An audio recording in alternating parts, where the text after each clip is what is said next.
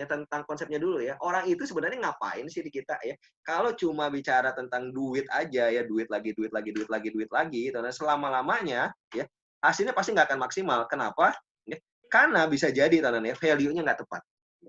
Hasilnya pasti nggak tepat juga, teman. Tapi kalau teman-teman tahu bahwa bisnisnya adalah bisnis tolong-menolong, maka ya, prospek ya kalau teman-teman ditetapkan 3 kali dalam 1 hari, arti presentasinya 3 kali dalam 1 hari, itu teman-teman tahu bahwa itu bukan keterpaksaan loh, atau bukan kewajiban.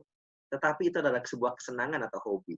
Jadi kalau teman-teman meskipun saat ini PSBB, teman-teman harus melakukan prospecting kepada 3 orang dalam 1 hari ya, atau minimum 2 orang dalam 1 hari, itu menjadi sebuah hal yang menarik untuk teman-teman teman-teman lakukan setiap saat, setiap waktu. Kenapa? Karena teman-teman tahu, meskipun orang yang kita presentasi nggak mau beli produk kita, orang yang kita presentasikan nggak mau beli polis asuransi jiwa, teman-teman tahu ya bahwa hasilnya adalah kebaikan yang kita sampaikan kepada orang lain. Nah, ganjaran kebaikan yang kita sampaikan orang lain apa sih, Bang? Satu, pahala pastinya. Yang kedua, teman-teman percaya bahwa video tadi ya, akan memberikan kebaikan kembali kepada kita. Nah, bicara tentang kebaikan kan belum tentu orang itu kasih balik ke kita, belum tentu. Teman-teman percaya nggak sih? Ya tentang konsep rezeki, ya tentang konsep hukum tabur tua yang tadi teman-teman sampaikan. Bahwa teman-teman kebaikan itu bentuknya banyak loh, bisa jadi, bisa jadi. Ya. Kalau teman-teman percaya bahwa teman-teman saat ini belum terpapar COVID-19, padahal banyak sekali orang-orang yang terpapar COVID-19, bisa jadi. Itu karena kebaikan-kebaikan yang teman-teman sampaikan. Ya. Keluarga teman-teman belum terpapar. Amit-amit jamang bayi, ya, jangan sampai terpapar. Tetapi untuk menjaganya apa sih? Untuk menjaganya tetap melakukan kebaikan. Rezekinya teman-teman masih terjaga saat ini.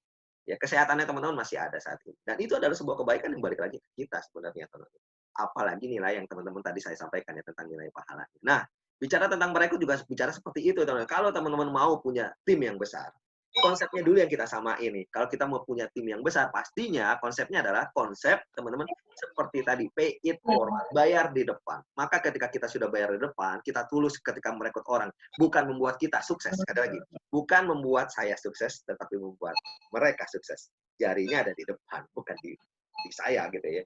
Konsepnya adalah membuat mereka sukses. Apapun konsepnya adalah membuat mereka sukses. Kalau niat kita tulus ya, niat kita lurus membuat orang lain sukses, maka kesuksesan akan datang ke sendiri.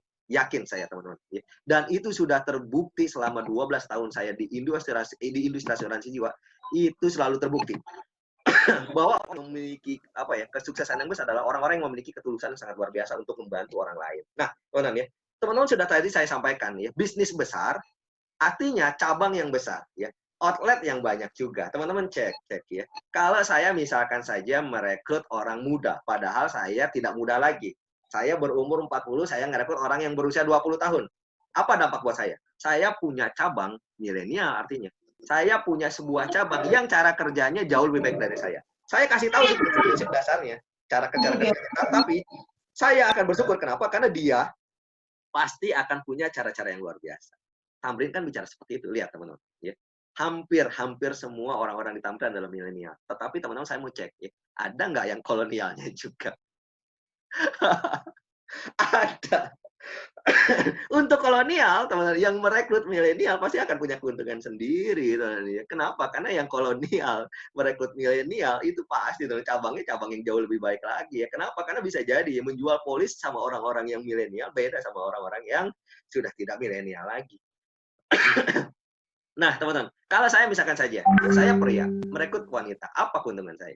Jelas, teman-teman, ya, saya punya cabang yang tahu sekali bagaimana bicara pada orang yang bukan hanya sekadar logika saja, tetapi secara emosionalnya juga, secara perasaannya juga, bahkan banyak yang beri polis di asuransi jiwa, teman-teman, itu karena gengsi ada, dan wanita jagonya. Sekali lagi ya, teman, itu artinya bicara tentang cabang atau bicara tentang outlet loh, dan saya memiliki kelebihan-kelebihan itu, apalagi bicara tentang wilayah. Saya tinggal di Pamulang. Saya punya tim yang tidak di Pamulang, tinggalnya di Bogor, di Depok, di Bekasi, ya, di Jakarta, di Garut, di Sunda, ya, di Jawa Timur, ya, di Jawa Tengah. Wah, banyak sekali. Apa yang akan saya lakukan dan apa yang saya dapatkan? Jelas, teman-teman. Potensi market. Nah, ini bicara tentang konsep kenapa kita harus merekrut. Kenapa? Karena kalau bicara tentang kita sendirian di bisnis ini, jelas jangkauan kita sedikit sekali. Nah, kalau mau bicara tentang kebaikan, sebaiknya bukan hanya yang berbuat baik kita, tetapi semakin banyak orang yang berbuat baik kepada masyarakat Indonesia, hasilnya akan semakin luar biasa. Luar biasa ya teman-teman ya. Kalau kita mau duplikasikan atau kita mau multiplikasikan pahala yang kita dapat, ya atau keberkahan yang kita dapat di dalam bisnis ini, dan kita tahu bahwa kalau kita bekerja sendirian, pahalanya terhitung untuk kita. Tetapi kalau kita punya orang lain yang menyampaikan hal yang sama, teman-teman, lalu bercerita juga dengan hal yang sama, itu kan sangat luar biasa. Contoh, saya adalah pemuka agama yang melatih anak didik saya untuk menjadi pemuka agama lainnya.